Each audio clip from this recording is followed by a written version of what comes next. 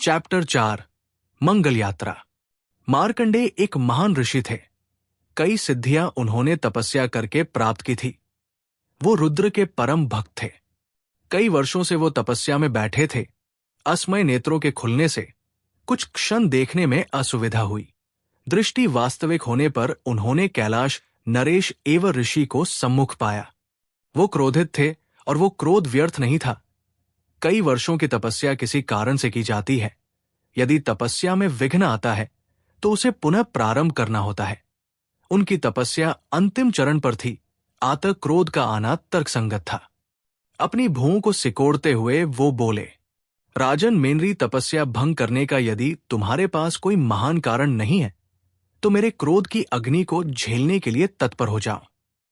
अपनी जटाओं को ऊपर बांधे हुए ऐसे शीत वातावरण में केवल एक अंगवस्त्र धारण कर बैठने वाले ऋषि का शरीर कई वर्षों की कठोर तपस्या के पश्चात सूख गया था। उनके भीतर के कंकाल को देखा जा सकता था। मस्तक पर त्रिपुंड बनाए धूल से सने हुए ऋषि मार्कंडेय राजा को क्रोधित हो देख रहे थे। महाराज ने नम्रतापूर्वक संपूर्ण वृतांत सुनाया। ऋषि ने एक लंबी श्वास भरी। तत्पश्चात वो बोले, सुनने में ये तर्क संगत नहीं लगता, परंतु यदि ये सत्य हुआ और तो ही तुम मेरे क्रोध से बच सकते हो राजन। अपने स्थान से उठते हुए वो बोले, और यदि ऐसा है तो हमें चलने में विलंब नहीं करना चाहिए, क्योंकि यहां एक एक क्षण उपयोगी है। परंतु मुझे पहले अपनी शारीरिक स्थिति सही करनी होगी। मैं बहुत समय से तपस्या में बैठा हूं। अपने आसन से उठते हुए उन्होंने कहा, जहां वो बहुत समय से बैठे हुए थे उन्होंने अन्न जल भी ग्रहण नहीं किया था। उन्होंने व्यायाम प्रारंभ कर दिया। वो अपने पैरों को आगे से पीछे की ओर हिलाने लगे। तपस्या भंग करने के लिए क्षमा चाहते हैं महर्षि। परंतु ऋषि प्रम्यक की बात पूरी होने से पहले ही मार्कंडेय ऋषि बोले, यही तो वो क्षण है जिसके लिए मैं तपस्या कर रहा था। सारे विद्वान ऋषियों का यही मानना है कि अब इस पृथ्वी पर और कोई रुद्र नहीं आएगा, परंतु मुझे प्रारंभ से ही विश्वास था कि वो अवश्य आएंगे और मैं स्वयं भी उनके दर्शन करने को लालायित हूं। एक बार पुनः ऋषि उसी मंत्र का उच्चारण करते हैं और ऊर्जा पिंड के साथ वो रुद्र मंदिर में पहुंच जाते हैं, जहां उनकी प्रतीक्षा सभी कर रहे थे। वहां का वातावरण कौतूहल पूर्ण था। धीमी धीमी बहुत सी ध्वनियां सुनाई दे रही थी। प्रजा के मन में कई तरह के प्रश्न थे। क्या कैलाश के भाग्य में अगला राजकुमार नहीं है? क्या पृथ्वी के साथ हम सबका भी अंत हो जाएगा? हमें संयम रखना चाहिए। हम तो हजारों वर्षों से संयम रखे हुए हैं मित्र, परंतु मुझे लगता है कि अंत की भविष्यवाणी सत्य होने वाली है। इस बालक की मृत्यु का भी यही अर्थ है कि कलयुग हमें भी निगल जाएगा। क्या ऋषि मार्कंडेय यहां आएंगे? क्यों नहीं आएंगे? वो रुद्र के परम भक्त है। उन्हें हमारी सहायता हेतु आना ही होगा। उन्होंने पहले भी कैलाश की सहायता की है, और यदि यही रुद्र का वंशज है तो वो अवश्य आएंगे। परंतु किसी मृत को कैसे जीवित किया जा सकता है? ऋषि मार्कंडेय के पास अवश्य ही इसका कोई न कोई निदान होगा। ऐसी चर्चाएं वहां की प्रजा के बीच चल रही थी, जो ऋषि के आने पर समाप्त हो गई। अब पुनः वहां असीम शांति थी। केवल हवा की सरसराहट थी। ऋषि रानी से बालक को पुनः उसी बागचर्म पर रखने को कहते हैं जहां से उसे उठाया गया था। रानी ने बालक को अभी भी अपनी गोद में ही उठाया हुआ था। उसका मन ये स्वीकार ही नहीं कर रहा था कि बालक की मृत्यु हो चुकी है। उस बालक को हाथ में लेने के पश्चात वो अब केवल एक स्त्री नहीं थी, अपितु मां बन चुकी थी। और मां की ममता ब्रह्मांड में सबसे विशाल होती है। वही ममता उसे शिशु से अलग नहीं होने दे रही थी। परंतु अब ऋषि के कहने पर उसने बालक को पुनः वही रख दिया था। ऋषि की बात मानने के उसके पास दो कारण थे। पहला तो ये कि ऋषि सर्व सम्मान्य थे, उनकी आज्ञा की अवहेलना नहीं की जा सकती थी। और दूसरा यह कि उनके पास इसके अतिरिक्त और कोई विकल्प भी नहीं था। एक वही थे जो कि अब कुछ कर सकते थे। सर्वप्रथम तो उन्होंने बालक को नमस्कार किया। फिर ऋषि ने बैठकर बालक का निरीक्षण किया। कुछ देर निरीक्षण करने के पश्चात वो बोले कि बालक के शरीर में विष चला गया है, जिससे ये नीला पड़ गया है। राजा आश्चर्य की मुद्रा में पूछते हैं विष, परंतु किस प्रकार गुरुदेव? ऋषि मार्कंडे, हो सकता है आप लोगों के स्पर्श से। राजा और रानी दोनों के लिए ये बात समझ से परे थी, परंतु वो महाज्ञानी और आयुर्वेद के ज्ञाता से इस विषय में कतई नहीं उलझना चाहते थे। तो इस बात को यही समाप्त करते हुए राजा ने कहा, परंतु अब क्या किया जा सकता है गुरुदेव? महर्षि, अब तो आचार्य वैद्य राज ऋषि मूक ही हमारी सहायता कर सकते हैं। राजा, वो हमारी किस प्रकार सहायता कर सकते हैं गुरुदेव? महर्षि, हमें संजीवनी देकर। राजा, संजीवनी? राजा के मुख पर आश्चर्य के भाव थे, क्योंकि उन्हें ज्ञात था कि संजीवनी पृथ्वी से बहुत समय पहले लुप्त हो चुकी है। महर्षि, हाँ, संजीवनी। केवल रुद्र पर्वत ही ऐसा स्थान है जहां संजीवनी अभी तक जीवित है, और यहां की संजीवनी को तो साक्षात रुद्र ने उगाया था। और यदि ये रुद्र का अवतार है तो ये इस पर अवश्य कार्य करेगी। वैद्यराज को तुरंत बुलाया जाए। और कुछ ही क्षण में वैद्यराज उनके सामने उपस्थित हो जाते हैं। अपनी जटाओं को उन्होंने मस्तक पर लपेट रखा था। लाल वर्ण के वस्त्र उन्होंने धारण कर रखे थे। उन्होंने मस्तक पर त्रिपुंड बनाया हुआ था। वो कद में छोटे थे एवं कुछ झुके हुए भी थे। प्राचीन काल में पंचमुखासुर नामक असुर रुद्र मंदिर में आया था। उसने ऋषि मूक की कई वर्षों तक सेवा की। ऋषि ने उसकी सेवा से प्रसन्न हो उसे शिष्य बना लिया। ऋषि प्रातः एवं संध्या में उसे आयुर्वेद का ज्ञान देते। उन्होंने उसे कई रहस्यमय औषधियों के बारे में बताया। उनका किस प्रकार प्रयोग करना है इसका ज्ञान भी ऋषि ने उसे दिया। अंततः उसने ऋषि से संजीवनी विद्या का ज्ञान प्राप्त करने की अपनी इच्छा बताई। ऋषि समझ गए कि शुक्राचार्य ने इसी विद्या को प्राप्त करने हेतु उस असुर को उनके पास भेजा था। सत्य का ज्ञान होने पर उन्होंने पंचमुखासुर को वो ज्ञान देने से मना कर दिया। इससे वो असुर क्रोधित हो गया एवं उसने ऋषि को मारने हेतु शस्त्र उठा लिया एवं उनसे संजीवनी ज्ञान बताने को कहा। उसका मन जानकर ऋषि को पश्चाताप हुआ। उन्होंने स्वयं को कौसा कि किस प्रकार आज उनका एक गलत निर्णय पृथ्वी पर संकट उत्पन्न करने की स्थिति में है। उन्हें ज्ञात हुआ कि उन्होंने घोर पार किया है एवं अभी भी इसके प्रायश्चित हेतु समय है। आत ऋषि ने अपनी मुष्टिका से अपने जबड़ों पर नीचे की ओर मारा। दांतों के बीच में उनकी जीवा थी। वार इतना प्रचंड था कि जीवा कटकर अलग हो गई। क्रोध से उस असुर ने ऋषि को पेट में लात मारी, जिससे ऋषि दूर जा गिरे। तत्पश्चात वो असुर वहां से चला गया। आयुर्वेद का ज्ञान होने से उसने अपनी प्रजाति को भी ये ज्ञान बांटा, परंतु वो संजीवनी ज्ञान नहीं ले जा सका। यही ऋषि बाद में ऋषि मूक कहलाए। एवं रुद्र ने प्रसन्न हो उन्हें सदैव संजीवनी की रक्षा का उत्तरदायित्व सौंप दिया। प्रणाम महर्षि, कई समय बाद आपके दर्शन हुए हैं। कहिए ये तुच्छ प्राणी आपकी क्या सेवा कर सकता है? वैद्यराज अपने हाथों से प्रणाम करते हुए बोले। वो मंदिर के पश्च भाग में एक गुहा में थे। हमें संजीवनी की आवश्यकता है वैद्यराज। पूरी परिस्थिति का ज्ञान वो ऋषि मूक को देते हुए बोले। आपको संजीवनी अवश्य मिलेगी गुरुदेव, परंतु आप उसका उपयोग नहीं कर पाएंगे। उसके पुष्प एक साधारण पुष्प की भांति ही कार्य करेंगे। उससे किसी को जीवित करना तो दूर की बात है, उससे किसी के घाव भी सही नहीं किए जा सकते। वैद्यराज के स्वर में एक प्रकार की असमर्थता थी। परंतु ऐसा कैसे हो सकता है वैद्यराज? संजीवनी का कार्य तो मृत अंगों को जोड़ना एवं मृत को जीवित करना है। मार्कंडेय स्वयं आश्चर्यचकित थे। आपने सही कहा महर्षि, इससे जीवनदान दिया जा सकता है। यदि शरीर विकृत न हुआ हो, इससे अंगों को भी जोड़ा जा सकता है। परंतु वैद्यराज ने बात को समाप्त करने से पूर्व विराम लिया। परंतु क्या वैद्यराज? वैद्यराज, युगों पहले पृथ्वी पर देवासुर संग्राम हुआ था, जिसमें सारी प्रजातियों ने अपने अनुसार देवताओं एवं असुरों की ओर से युद्ध किया। देव, दानव, यक्ष, राक्षस, नाग, गरुड़, रीछ, वानर, गंधर्व एवं कई प्रजातियां इस युद्ध में सम्मिलित थी। ये युद्ध धर्म और अधर्म के लिए लड़ा गया था।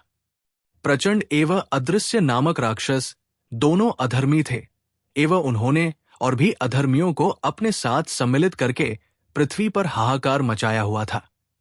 कई निर्दोष जीव उनके हाथों मृत्युलोक को प्राप्त कर चुके थे। प्रचंड को ब्रह्मा से वरदान प्राप्त था कि उसका जो भी अंग कट जाएगा वो पुनः उसे अपने शरीर से जोड़ सकता है। वो अत्यंत बलशाली थी। उसके पास तड़ित नामक अस्त्र था जो कि एक घातक अस्त्र था।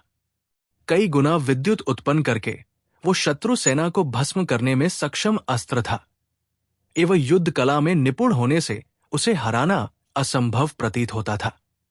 उसकी सहायता हेतु अदृश्य नामक उसका भाई था जो कि अपने शरीर को अदृश्य कर लेता था। कई वर्षों तक चलने वाले इस युद्ध में उन्होंने भरी क्षति मचाई थी। उन्होंने देवताओं एवं यक्षों के अंगों को उसी प्रकार काट दिया था जैसे कोई अबोध बालक अपने खिलौनों के साथ करता है। उन्होंने गरुड़ों के पंख काट दिए थे एवं वानरों और रीछों के भी अंग शरीर से अलग कर दिए थे। देवताओं को अपनी पराजय समीप लगने लगी थी एवं अधर्म धर्म पर भारी हो गया था। देवता सभी तरह का प्रयास करके थक चुके थे। अंत में वो विष्णु के पास वैकुंठ गए और उन्हें अपनी विपदा सुनाई। विष्णु ने उनसे कहा कि केवल रुद्र ही उन्हें इस दुख से निकाल सकते हैं। सभी प्रजातियां अपना दुख लेकर रुद्र के पास आई। रुद्र का उनके साथ प्रचंड युद्ध हुआ। देवताओं का भी नाश होते देख रुद्र ने अपनी रक्त की बूंदों से एक पौधा लगाया एवं उसे मंत्रित कर दिया। उसके पत्तों एवं पुष्पों के रस से पुनः कटे अंग जोड़ दिए गए मृत को जीवित कर दिया गया एवं रुद्र ने स्वयं प्रचंड का संहार किया। उन्होंने उसे अपनी क्रोधाग्नि से भस्म कर दिया जो कि उसे मारने का एकमात्र विकल्प था। उसके बाद देवताओं ने अदृश्य की माया को समझकर उसे भी मृत्यु लोक पहुंचा दिया। परंतु इसके बाद संजीवनी के उपयोग के लिए देवता बार बार आने लगे एवं उन्होंने इसे एक साधारण औषधि समझ लिया। इसलिए रुद्र ने इसके उपयोग का अधिकार केवल अपने पास रखा एवं उनके अतिरिक्त केवल नंदी ही इसका प्रयोग कर सकते थे और सभी नंदी इसका प्रयोग नहीं कर सकते थे। जो नंदी स्वच्छ हृदय से इसके पुष्पों को छूता था ये उसकी को प्राप्त होते हैं। इसके अतिरिक्त ये पुष्प दिखाई सबको देंगे परंतु जैसे ही वो इन्हें हाथ लगाएगा ये अदृश्य हो जाते हैं। महर्षि, तो इन्हें कैसे प्राप्त किया जा सकता है वैद्यराज? वैद्यराज, हमें किसी नंदी को लेके आना होगा। यही इसका एकमात्र उपाय है और हमारे पास सूर्योदय तक का ही समय है। सूर्योदय के बाद ये पुष्प स्वतः ही लुप्त हो जाते हैं। उसके बाद ये हमें सूर्यास्त के बाद ही मिल पाएंगे और बालक की स्थिति देखकर नहीं लगता कि कल संध्या के बाद भी इसके शरीर को पुनः जीवित कर पाना संभव होगा। महर्षि, परंतु नंदी केवल मंगल गृह पर ही पाए जाते हैं एवं वो एक लुप्त प्राय प्रजाति है। कई वर्षों से किसी ने नंदियों को नहीं देखा है। ये कहा भी नहीं जा सकता कि वो है भी या नहीं। ऐसे में सूर्योदय तक उन्हें कैसे लाया जा सकता है? वैद्यराज, कार्य कठिन है परंतु असंभव नहीं है और हम प्रयास तो कर ही सकते हैं। यदि हमारा हृदय पवित्र है और ये स्वयं रुद्र का अवतार है तो रुद्र स्वयं हमारी सहायता करेंगे। राजा, मैं स्वयं इस कार्य को करूंगा। यदि मंगल पर कोई नंदी होगा तो वो सूर्योदय से पहले पृथ्वी पर होगा।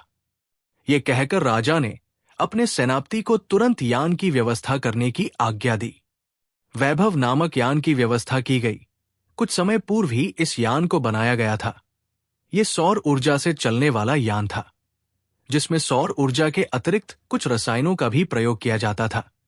इसमें 6 लोगों के बैठने की व्यवस्था थी और पृथ्वी की गुरुत्वीय शक्ति के विरुद्ध कार्य करके ये बहुत तेज गति से चलता था। ये तुरंत मंगल पहुंचने में सक्षम था। कैलाश के प्रसिद्ध वैज्ञानिकों ने इसे बनाया था। सभी को प्रणाम करके एवं ऋषियों से विजयी होने का आशीर्वाद लेकर राजा मंगल गृह की ओर निकल पड़ते हैं। कुछ ही समय में वो मंगल पर पहुंच जाते हैं।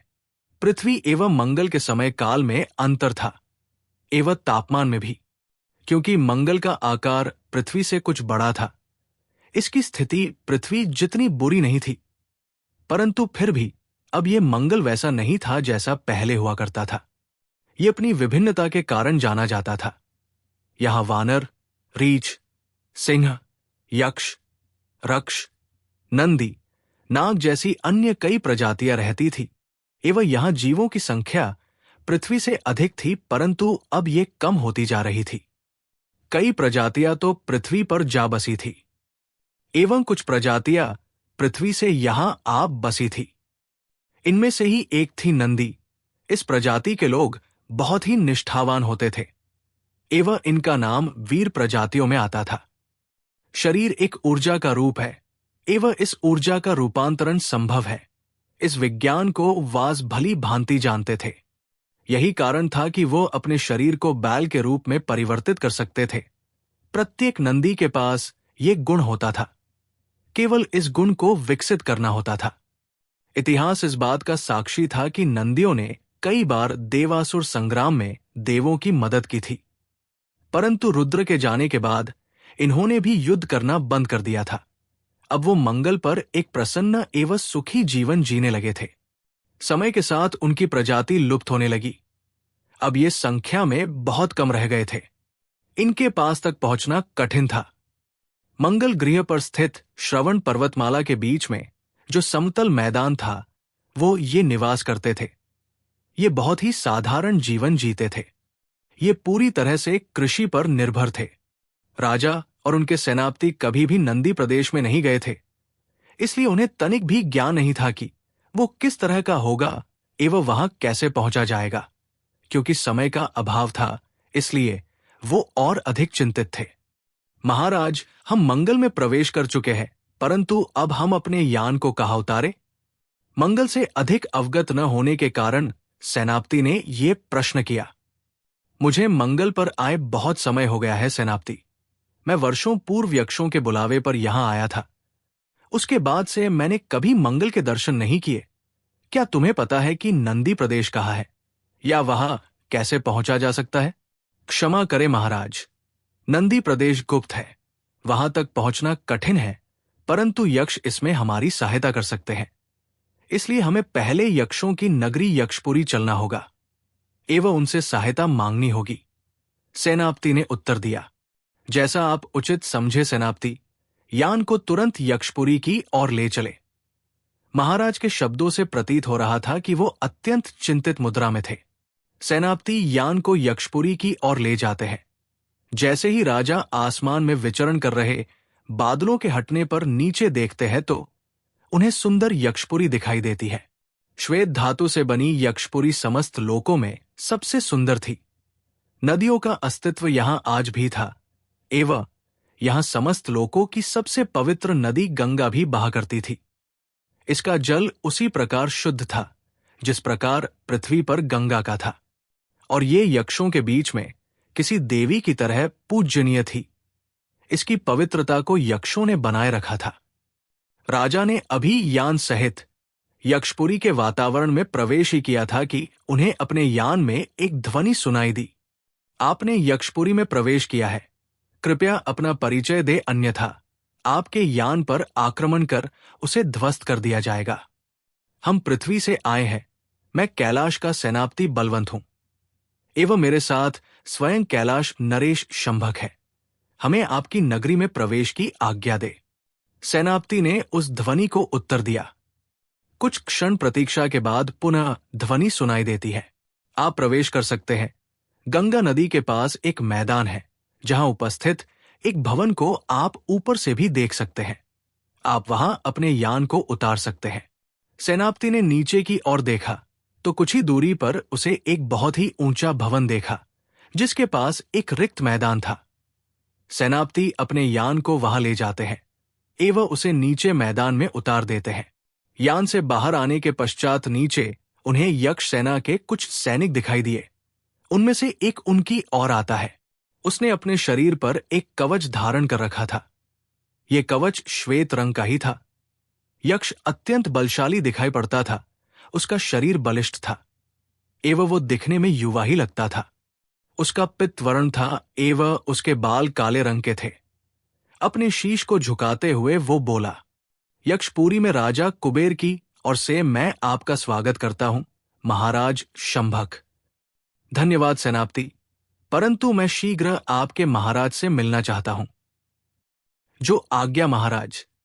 राजा कुबेर भी आपकी प्रतीक्षा में है और कुछ ही क्षण में सेनापति दोनों को लेकर उस स्थान पर आ जाते हैं जहां कुबेर ने अपनी वाटिका बनवा रखी थी, जिसमें कई तरह के वृक्ष थे। उसी वाटिका में गंगा को निहारते हुए राजा कुबेर खड़े थे। संभक को आते देख कुबेर उनकी और मुड़े एवं उन्हें प्रणाम किया। कुबेर एक हंसमुख राजा थे। किसी भी तरह की चिंता के भाव उनके मुख पर कभी नहीं दिखाई देते थे। उन्होंने लाल रंग वेशभूषा पहनी हुई थी, जिस पर कई तरह के स्वर्ण के आभूषण थे। उनके सर में बाल नहीं थे और ना ही दाढ़ी थी, परंतु उनके गोल चेहरे पर काली घनी मोटी मूछें थी। कानों में बड़े बड़े कुंडल थे। मस्तक पर उन्होंने श्वेत एवं लाल रंग का तिलक लगाया हुआ था, जो उनके दोनों भ्रिकुटियों के मध्य से प्रारंभ होकर ऊपर मस्तक तक जा रहा था। लाल रंग श्वेत रंगों के मध्य था।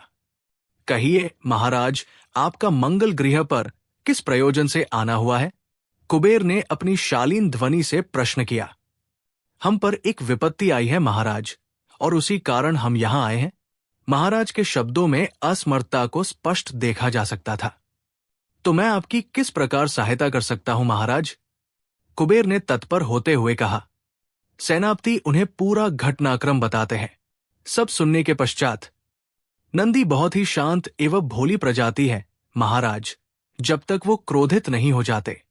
परंतु जब रुद्र चले गए तो नंदियों को उनके जाने का कारण समझा गया, और आप भी जानते हैं कि कैलाश से उन्हें तिरस्कार करके निकाल दिया गया। यही नहीं, उन पर बार बार आक्रमण किए गए एवं उन्हें ढूंढ ढूंढ कर मारा गया।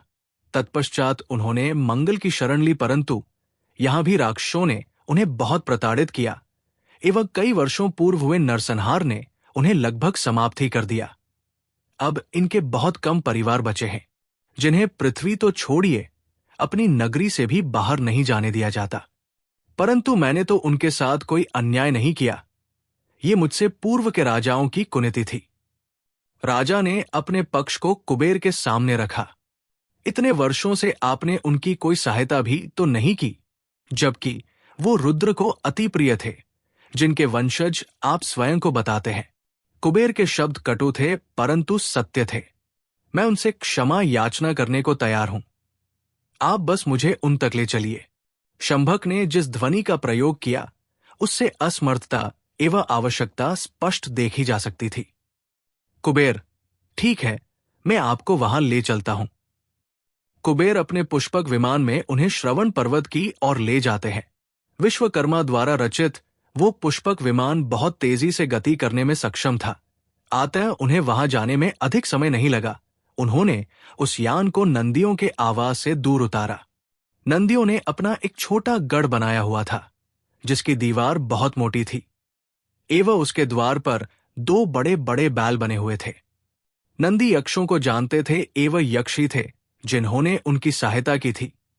तो कुबेर के साथ राजा शंभक एवं सेनापति को भी गढ़ के अंदर आसानी से प्रवेश मिल गया। अंदर जाते ही वो नंदियों के बीच में थे, जो कि संख्या में 1000 भी नहीं थे। नंदियों ने कुबेर को प्रणाम किया एवं उनमें से एक बालिष्ठ नंदी आगे आया। उसे देखकर ही कहा जा सकता था कि वो उनका मुखिया था। उनकी विचित्र वेशभूषा थी। उसके मस्तक पर एक भी केश नहीं था। उसके कान भी साधारण से अधिक बड़े थे। रुद्र के प्रिय भक्त होने के कारण वो आज भी रुद्र के आदर्शों को मानते थे। वृक्षों के पत्तों एवं छाल से उन्होंने वस्त्रों का निर्माण किया हुआ था। हाथों एवं पैरों में धातु के मोटे मोटे कड़े थे। सबसे आगे आकर वो बोला, प्रणाम महाराज। कहिए, नंदियों के बीच आपके आने का क्या प्रयोजन है? पृथ्वी से कैलाश नरेश शंभक आपसे कुछ सहायता मांगने आए हैं। कुबेर ने जो बात स्पष्ट थी, वो नंदियों के सामने प्रस्तुत कर दी थी। ये सुनते ही वहां की प्रजा क्रोध से भर उठी, और नंदियों के मुखिया भी स्वयं को क्रोधित होने से ना रोक सके, क्योंकि पृथ्वी का नाम आते ही उन्हें उनके और उनकी प्रजाति के साथ हुए सारे अत्याचार याद आ गए। परंतु अपने क्रोध पर वो संयम रखते हुए बोले, आज कैलाशवासियों को हमारा स्मरण कैसे हो गया?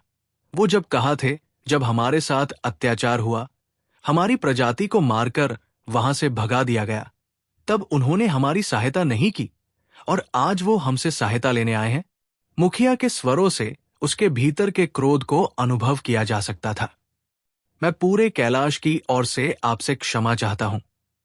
मुझे ज्ञात है कि अतीत में आपने किस प्रकार के कष्टों को झेला है, परंतु आज हमें आपकी बहुत आवश्यकता है। कृपया हमें निराश न करें। शंभक ने विनती करते हुए कहा, हमें आपकी क्षमा याचना की कोई आवश्यकता नहीं है महाराज।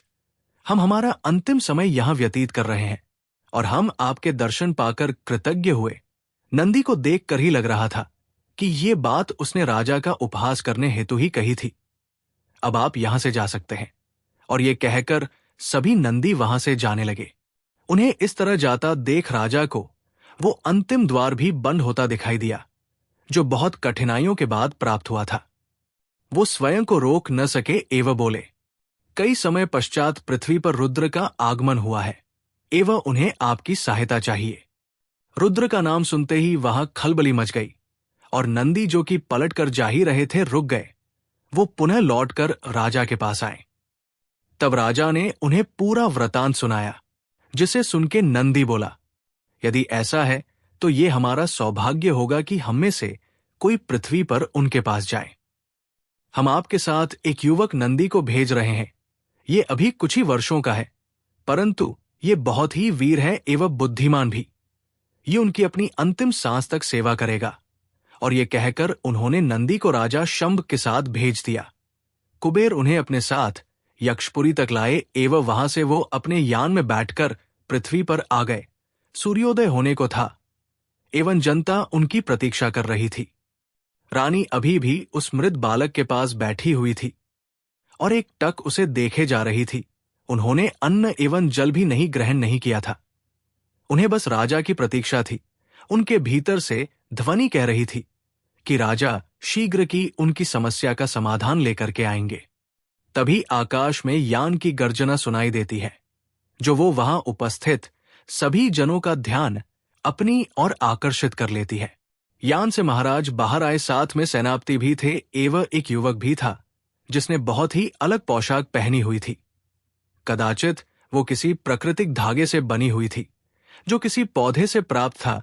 कानों में कुंडल एवं हाथों में एवं पैरों में धातु के कड़े पहने हुए थे। उसके मस्तक पर भी केश नहीं थे। युवक बहुत ही चंचल दिखाई देता था, परंतु इस समय वो अचंभित अवस्था में था। वो पृथ्वी पर पहले कभी नहीं आया था। कदाचित वो तो अपने गढ़ से भी बाहर कभी नहीं गया था। वो भयभीत भी था कि उसे यहां क्यों लाया गया है, क्योंकि उसने उनके मुखिया एवं राजा की बातचीत नहीं सुनी थी। हाँ, मुखिया ने उसे जाने से पहले कुछ वाक्य कहे थे। तुम एक बहुत भी महान कार्य के लिए जा रहे हो पुत्र। जिनकी सेवा करने के लिए तुम जा रहे हो, उनकी अंतिम श्वास तक सेवा करना। अब उनकी सेवा ही तुम्हारा जीवन है। यही बात अभी भी उसके मस्तिष्क में चल रही थी कि उसने अपने सामने वैद्यराज को खड़ा पाया, जिनके पीछे महारानी बैठी हुई थी, जिनके नैनों से अश्रुओं की धारा रुकने का नाम नहीं ले रही थी। वो कुछ समझ पता इससे पूर्व ही वैद्यराज बोले, मेरे साथ आओ वत्स। और वो उनके पीछे चल दिया। वो पर्वतों की ओर चलते जा रहे थे और अंत में वो एक गुहा में प्रवेश कर गए, जो आसपास पर्वतों से घिरे हुए एक रिक्त स्थान में बनी हुई थी। वो भी उस गुहा में चला गया। गुहा में कई घुमाव आए, जहां कई बार तो भ्रमित हो जाने की भी आशंका थी, परंतु वैद्यराज के साथ होने से वो तुरंत ही गुहा के दूसरे मुख पर पहुंच गया। जैसे ही वो बाहर निकला, वो अचंभित रह गया। चारों और मन मोह लेने वाली वनस्पति थी। अभी सूर्य उदय नहीं हुआ था, परंतु रात्रि का अंधकार भी नहीं था, और वहां कई औषधियां ऐसी थी जिनसे प्रकाश निकल रहा था।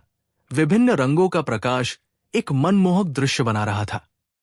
वो इस माया में खोया ही हुआ था कि वैद्यराज ने उसे आगे आने का संकेत दिया। एक नीले प्रकाश वाले पौधे के पास वो जाकर रुक गए। ये अद्भुत पौधा था। इसकी पत्तियों में से नीला प्रकाश निकल रहा था एवं उसके पुष्प भी नीले रंग के ही थे।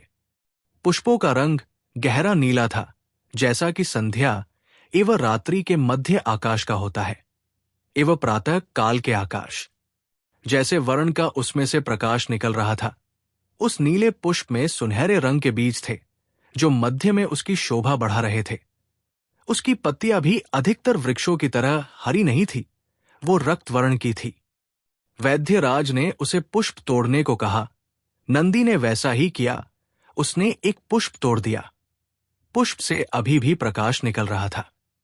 पुष्प को अपने हाथों में लिए गुहा के मध्य से होते हुए वो पुनः मंदिर तक आ पहुंचे। वैद्यराज के साथ वो उस मृत समान बालक के पास पहुंच गया। रानी के पीछे दबा होने से वो उसे अभी तक नहीं देख पाया था। उसने देखा कि बाग की चरम में वो लिपटा हुआ है। वो पूरी तरह से नीला पड़ गया है। देखकर लग रहा है कि वो मृत हो चुका है। वो इतना सुंदर है कि नंदी एकटक उसे देखे ही जा रहा था। नंदी ने देखा उसकी मुष्टिका बंद थी, जैसे उसने उसमें कुछ दबाया हुआ हो। कदाचित किसी का ध्यान इस ओर नहीं गया था। तभी उसे वैद्यराज का स्वर सुनाई दिया। इस पुष्प को अपनी हथेलियों में रगड़िए एवं इसके रस को बालक के मुख में डालिए। नंदी ने वैसा ही किया जैसा वैद्यराज ने कहा, और इसके बाद सब प्रतीक्षा एवं प्रार्थना करने लगे। कुछ ही क्षण में बालक के शरीर का नीला रंग एकत्र होने लगा एवं एकत्र होकर कंठ की ओर जाने लगा।